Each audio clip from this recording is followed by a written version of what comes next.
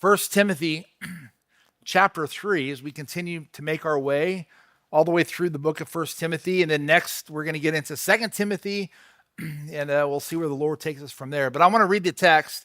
First Timothy chapter 3, it says in verse 1, "This is a faithful saying.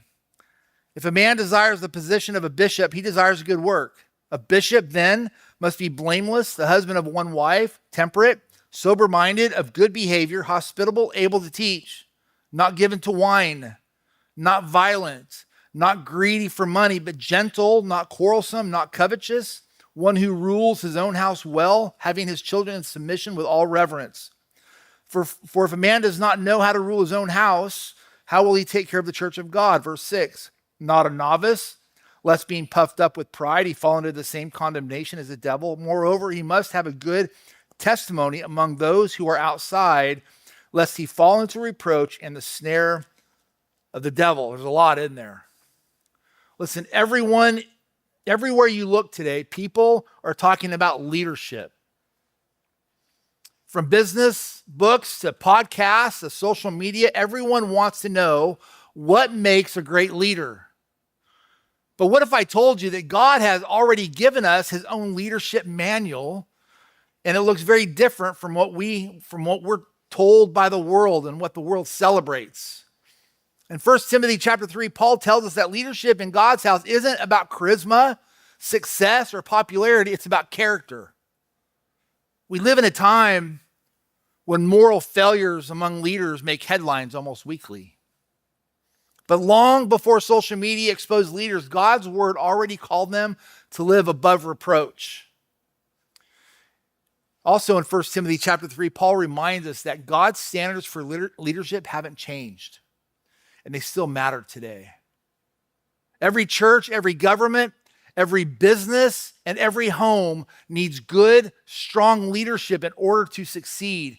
And so, how do we choose leaders for the church? What qualifications should you look for in those who serve the church as leaders? If a person has been successful in business, perhaps running his or her own company, does that mean they would also make a good leader for the church? No, it doesn't. What are the qualifications for church leadership? We find two basic offices for the church in the Bible: elders and deacons. Tonight, we're going to look at the qualifications for those who would serve as an overseer, a bishop, an elder. And then next week, we'll look at qualifications for the deacons. We'll look at that next week. And you'll see that there are some similarities between the two lists, as well as some significant differences. And as we cover them, as we go through them, I'll point them out to you. And so with that, look with me at verse 1 again. It says, "This is a faithful saying. If a man desires the position of a bishop," or don't let that word stumble you, overseer or elder, "he desires a good work." Listen, an elder is one who oversees and shepherds the local church.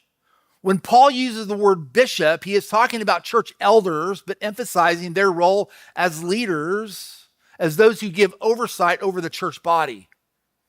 He even says, if a man desires to be a bishop or overseer, he desires a good work. That word desires means to stretch yourself out towards something or to aspire to something. If you have the desire to stretch yourself, to grow as a Christian to the point where you could serve the church as an elder, Paul says that's a good thing. You desire a noble task. This is a faithful saying, affirms both the position of elder in the church and a person's desire to serve the church in that capacity. Listen, anyone can desire to be an overseer. Paul says that that's a good thing, but not everyone can be an overseer.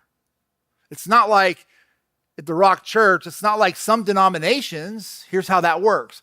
I want to be a pastor when I grow up. And so what do? They take the certain classes, they go to a certain college, and boom, they're a pastor. But they're not ever called by God. And so you have pulpits filled all across the country today that have men that have called themselves. And Hebrews says that a man shouldn't call himself, God calls. And so there's a lot of people that desire to do that, but they're not qualified to do that. You guys with me? Just wanting to be an overseer or an elder is not enough. Listen, the oversight of God's church is a significant responsibility, and there are certain qualifications a person must meet in order to be an overseer. Trust me, as the senior pastor, I carry weight. There's a weightness, there's a heaviness about it. And so what are they? What are the qualifications? Well, Paul gives us 5 basic qualifications in this passage. Look at verse 2. A bishop then must be blameless, the husband of one wife, temperate, sober-minded, of good behavior, hospitable, able to teach, not given to wine, not violent, not greedy for money, but gentle, not quarrelsome, not covetous. These verses are loaded. So the first thing we see is this: an elder must be a man of godly character. Now, as we go through these traits, I want you to notice something. The elder, listen, is not called to a different level of character than other Christians. Not everyone is called to be an elder, but everyone is called to godly Christian character. So point number 1, listen, character isn't just for leaders, it's for believers. The character traits listed in these verses should be present in every Christian's life. However, a person must demonstrate actual progress and maturity in these areas before he can be an elder. And so let's go through these character traits and look at them. The first one is blameless, which means really being above reproach. In other words, no accusation you can make can stick. And since we're in the book of Daniel on Sunday morning, let's use Daniel as an example of a man that lived above reproach. In Daniel chapter 6, it says, so the governors and satraps sought to find some charge against Daniel concerning the kingdom, but they could find no charge or fault because he was faithful, nor was there any error or fault found in him. Then these men said, we shall not find any charge against this Daniel unless we find it against him concerning the law of his God. I would say Daniel lived above reproach. The administrators tried to find some charge to bring against him, but no matter how much they dug, they couldn't find any dirt. They finally had to convince the king to make up a law against prayer and then charge Daniel with that. Can you imagine? Listen, this topic is a biggie. Also, listen, a leader, an elder, an overseer must be a man that leads by example. It's hard to see leaders who just walk around when work needs to be done. They're doing this. You do this, you do that, and I'm just going to be right here. That's not a leader. He might be a leader by title only, but he's no leader. Listen, a true leader must be in the middle of the work. During training, a college football coach was known for one thing. He didn't just watch practice, he ran it. When his players did wind sprints, he ran with them. When they trained in the rain, he was right beside them, soaked to the bone. One player said, we couldn't complain because coach never asked us to do something he wouldn't do himself. That's leadership by example. Spiritual leaders don't stand on the sideline shouting directions. They run the race beside their people. I remember when I was in the military and I got to the rank where I could actually drop some privates. You know what my orders were? You drop them, you do them with them. And so in the military, when you drop a private for push-ups, you better get down and do them with them.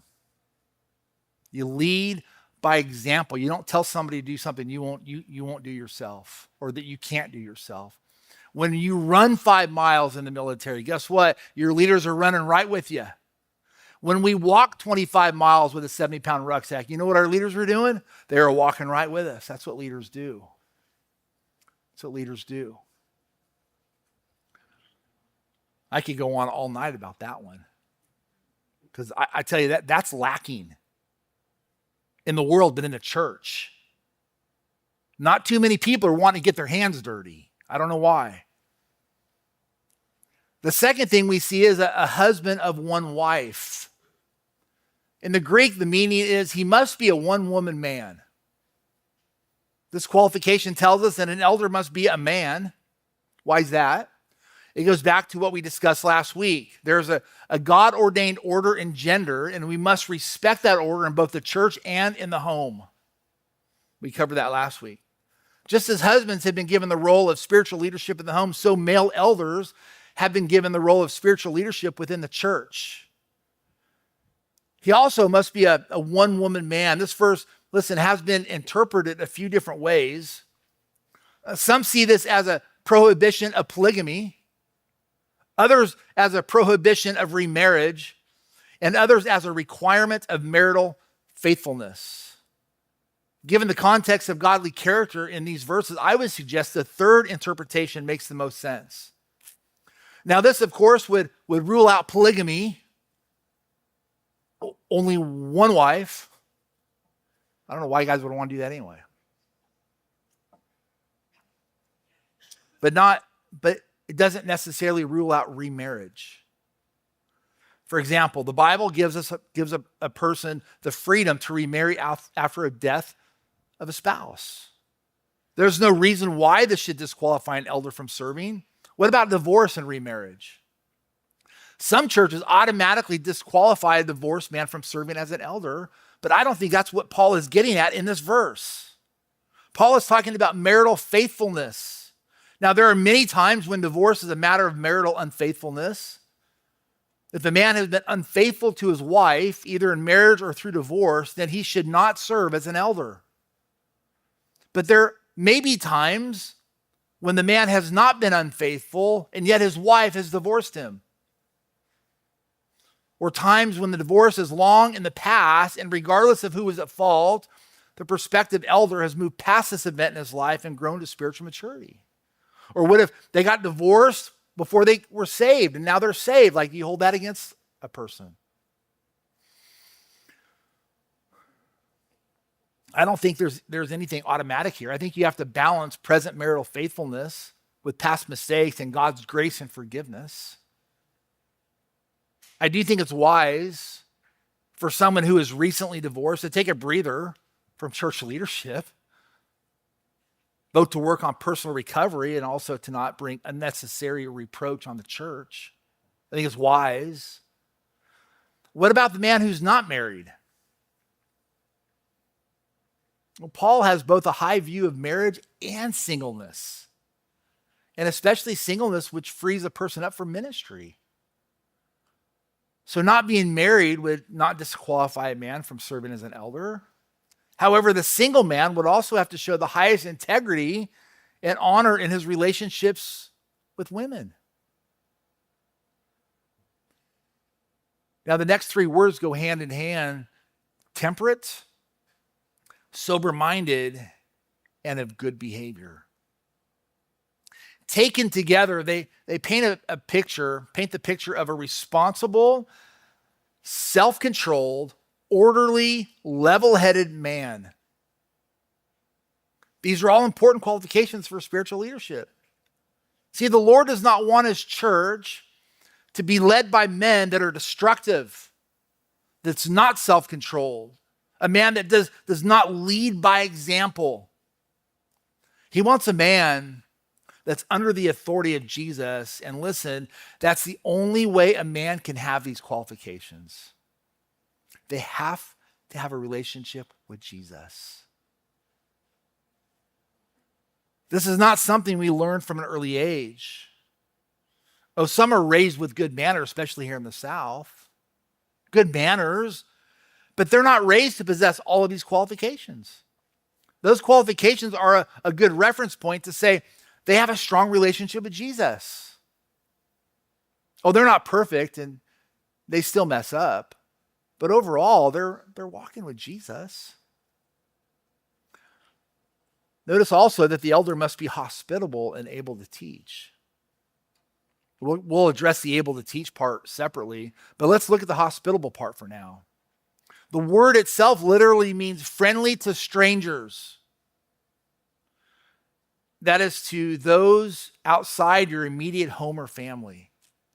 Elders should show hospitality not only in their homes, but in their whole manner. They should be welcoming of both those who are of part of the local church as well as visitors. And can I tell on myself for a minute? That's a hard one for me. I'm not hospitable by nature. I'm just not. Like, I have to work at that.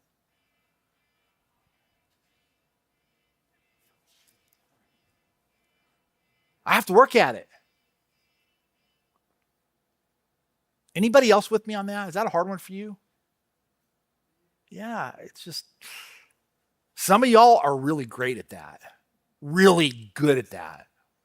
Dale and Carly Keene, they're fantastic at that. Lance Halstead struggles with that. Now let's talk about this other qualification, being able to teach. What kind of teaching must the elder be able to do? Well, Titus chapter 1, if you want to turn there to the right, 1 verse, starting in verse 7, we'll read 7, 8, and 9, just a couple pages to your right. It says, "For a bishop must be blameless as a steward of God, not self-willed, not quick-tempered, not given to wine, not violent, not greedy for money, but hospitable, a lover of what is good, sober-minded, just, holy, self-controlled, holding fast," get the faithful word as he has been taught, "that he may be able by sound doctrine both to exhort and convict those who contradict." You can go back now to 1 Timothy chapter 3. So it's not that the elder must be able to teach anything, such as, I don't know, auto mechanics or computer programming. The elder must be able to teach the word of God and at the same time guard the church against false teachers and false doctrine. Remember, one of the reasons Paul wrote this letter to Timothy was because of the false teachers in Ephesus. An elder must be able to teach the word of God. By the way, this is one of the things that distinguishes the elder from the deacon. We will see next week that the deacon is not required to have a teaching ability. That's because teaching is not part of the deacon's job, whereas it's vital to the job of the elder. The elder's function is to provide biblically based oversight and teaching for the local church body. Now, can deacons teach? Yes. There's nothing that says they can't, but it's not a required function for the qualifications of deacon.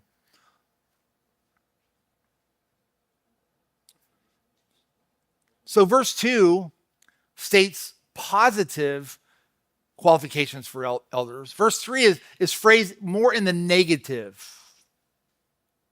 Here are 5 qualifications for elders: not given to wine, not violent, not greedy for money, not quarrelsome, not covetous. The elder shouldn't have a problem with alcohol, anger, or greed. In fact, I believe this. I don't believe the elder should be drinking at all. Zilch, zip. Because it says here that don't be given to wine, but the deacon says don't be given to too much wine. The deacons can drink, the elders can't, in my opinion. But no Christian or no deacon can be intoxicated. So I believe if you're a pastor, if you're an elder of a church, there's zero alcohol. Should have zero alcohol. Now I know that there's room for debate on that. That's just my personal belief because it says here, not given to wine. Deacons not given too much wine. The elders shouldn't have a problem with alcohol, anger, greed, any of it. The elders should be gentle and patient. Those are tough ones for me sometimes too. Listen, you can't lead people without gaining their trust. And these negative characteristics would make it awfully hard to lead people in the church. As far as money, the elder must not only have a righteous attitude towards money as an example for the church, but also because he will be making decisions to spend money wisely or recklessly on behalf of the church. We can't have people making financial decisions for the church that struggle with money. He must be a good steward of the church's resources. And not only that, I believe an elder must also be a tither. I think they should be tithers. In fact, a lot of churches that I know, the pastors, they actually make sure before they make an elder, they actually make sure they're tithers.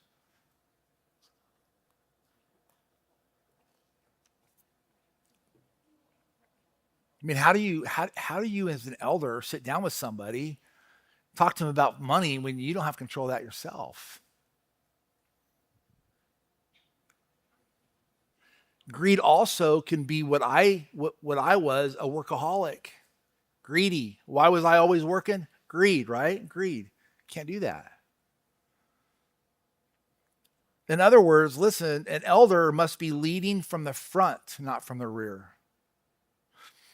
In ancient Israel, shepherds didn't drive their sheep from behind, they led them from the front. The sheep followed the shepherd's voice because they trusted him, but a hireling who didn't truly care for the sheep would walk behind them shouting and pushing. The sheep scattered, confused, and afraid. That's why Jesus said, my sheep hear my voice and they follow me. True leaders don't drive, they guide. They lead from the front, showing the way with their own life. Now, again, I want to reiterate that these virtues should be practiced by all Christians. By all Christians. Elders don't have our higher calling in these areas, just a higher accountability. You're not disqualified from being a Christian if you struggle with any of these areas, but you would be disqualified from being an elder. Not saying that we don't make mistakes in those areas from time to time, but it shouldn't be your lifestyle. Now, an elder doesn't have to be perfect in all these areas. Like I said, to be an elder, I mean, if you had to be perfect, then we wouldn't have any overseers. But an elder should have recognized spiritual growth and maturity in each of these areas before they may serve as an elder. There's got to be growth in those areas. Now, we spent the most of the time on character because that is really, listen, the key when it comes to spiritual leadership in the church.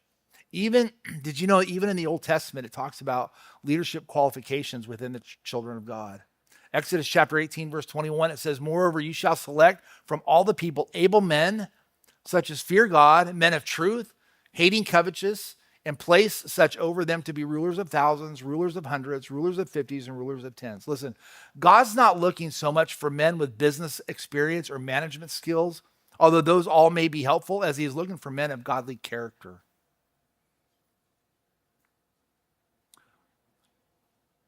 I've seen it. I've seen it within the church where guys act a different way in the world than they do within the church.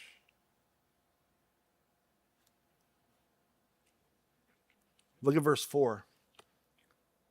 One who rules his own house well, having his children in submission with all reverence. Verse 5. For if a man does not know how to rule his own house, how will he take care of the church of God? So listen, our next point is really for anyone that is involved with ministry, and even those that aren't in so-called ministry. Point number 2, listen, don't build a ministry and lose your family.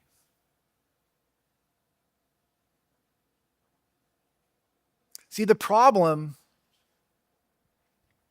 go back to greed a little bit, the problem with those like myself that was always working all the time, now if I translate that into the church, I'm still doing the same thing, but now it's within the church, right? God has to rid us of those things before he can raise us up spiritually within the church. You guys with me? This is actually a qualification for an elder, but this pertains to all Christians across the board. We should all take care of the home first and foremost, even if we work in a secular job. So like I said, I used to say, I've said this before, I went many years in love with my job that I actually neglected my family because of my job. And in my mind, I was taking care of my family. But what they needed me is they didn't need the money, they needed me. They needed me.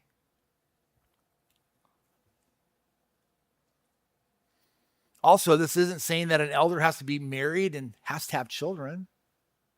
It just means that for those who do have families, one of the testing grounds for their ability to lead the church is their ability to lead their family.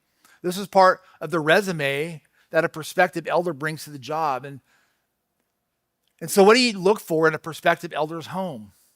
Well, you look for the following things. Does he manage his family well? Does he exercise godly leadership in the home? Do his children respect and obey him when they're living in the home? If a man's family is out of order, he's got kids that are just completely out of order within the home, he should not serve as an elder. If he can't take care of his family, how can he take care of God's church? Now, let's not to say that kids don't go prodigal. They do. In fact, you can raise a kid perfectly in a home where they go to church and they're very respectful when they're in their home, but then when they go to college, they go haywire. Well, that's not your responsibility. They made their own decision. In fact, many pastors, I don't even know this, have prodigals. Many pastors. I believe that's one area where the enemy tries to use and discredit pastors. For instance, I have a couple prodigals of my own. But when they were living in my home, they obeyed, and we went to church. I brought my family to church. That's important. Men, bring your kids to church. But as adults, especially after they go to college, they decided church wasn't for them, and they left the church. And I know there's many of you that have prodigals. But I believe my kids are going to come back to the Lord. I just believe it. But notice it's not the elders' church, it's God's church. He should always remember that. This is the Lord's church. It's not his church, God's church. Look at verse 6. Not a novice, lest being puffed up with pride, he fall into the same condemnation as the devil. So an elder must not be a novice. The word novice means newly planted or newly converted. Someone who has just come to faith often has a lot of enthusiasm and excitement for the Lord. Remember those days? Like, yes, it's great. But it shouldn't be mistaken for spiritual maturity. I remember when I was first saved, 17 years old, I was on fire for the Lord. Ask my dad, he was there. I remember I went over and I witnessed to this kid. I don't remember the kid's name.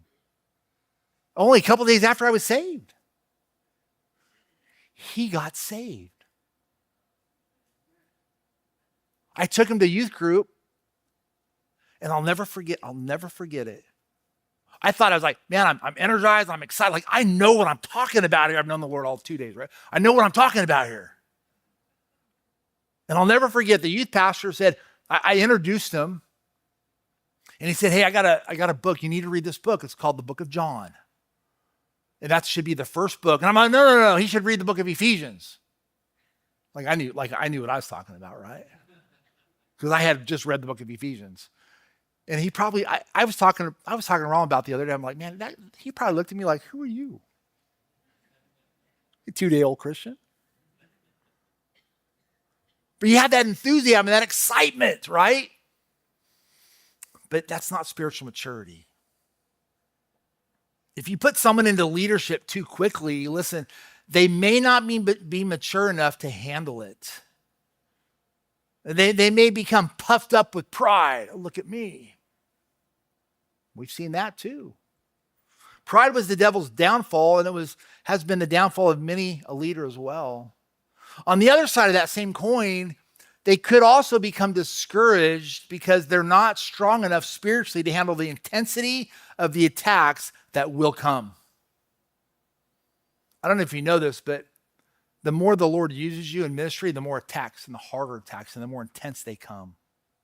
A new Christian can't handle it. They just can't handle it. They get crushed.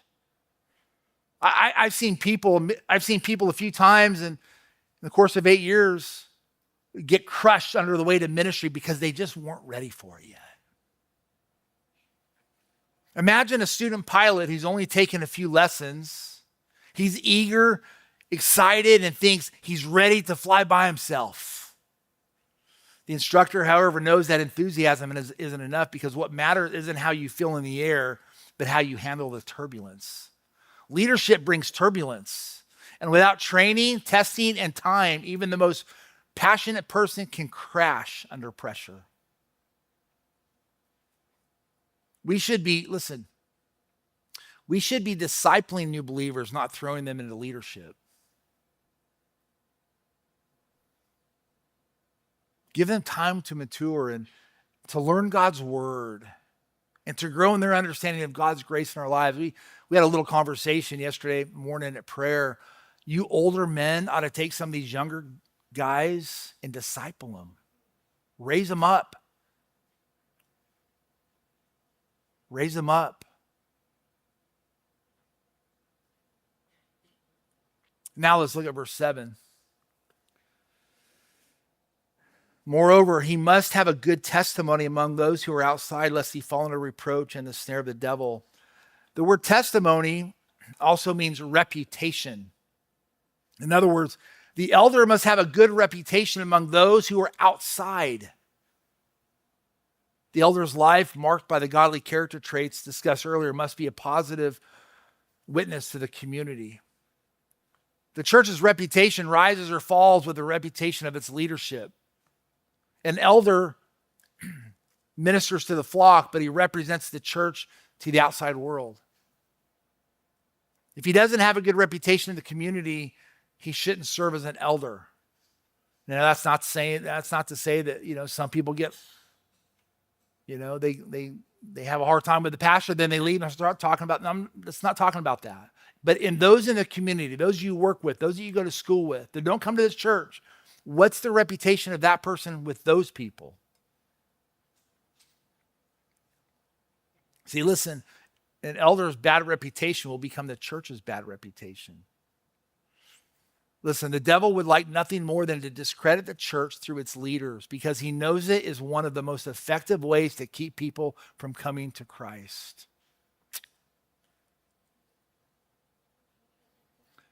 If you aspire to leadership in the church, you desire a good thing. These are qualities that all of us should strive for, whether we ever serve as elders in the church or not. A church is only as strong as its leadership. Therefore, a church should choose its leadership wisely and carefully. And listen, I have made mistakes in this area. I have laid my hands on people too early, especially when we're just starting out as a church. Like, I need help, right? Here, give me a mirror. Hey, can you breathe on that? You fog it up. You got a job, right? You just want to, you need help. And I've made some mistakes. I've made some mistakes. And I'll probably make some more mistakes. But I have found that I'm a lot more slow now than I used to be. Maybe still not slow enough. But man, we need to get to know you. We need to see your lifestyle. We need to see your commitment. We need to see, are you regular? Are you invested? Is this your church? Are you here? Right? Those type of things. We got to see those things. The health of the church depends on the holiness of its leaders and the holiness of its people.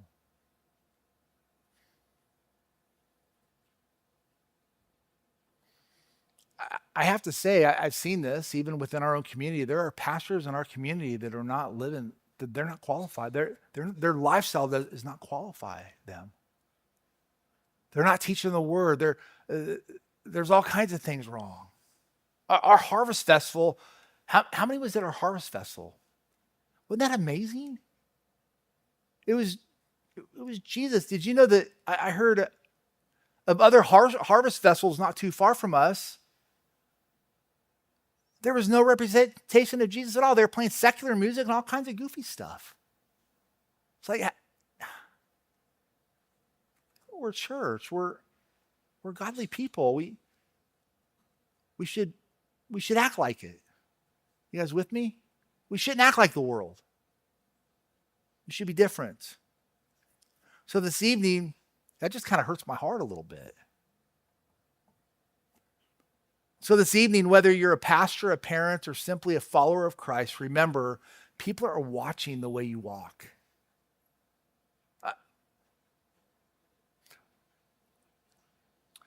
This has really hit me in the last couple of weeks.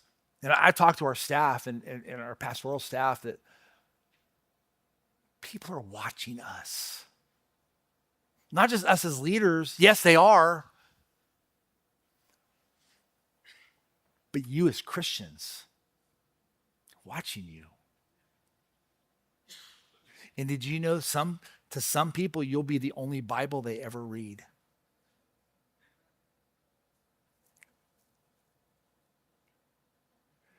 May they see in us, in our lives,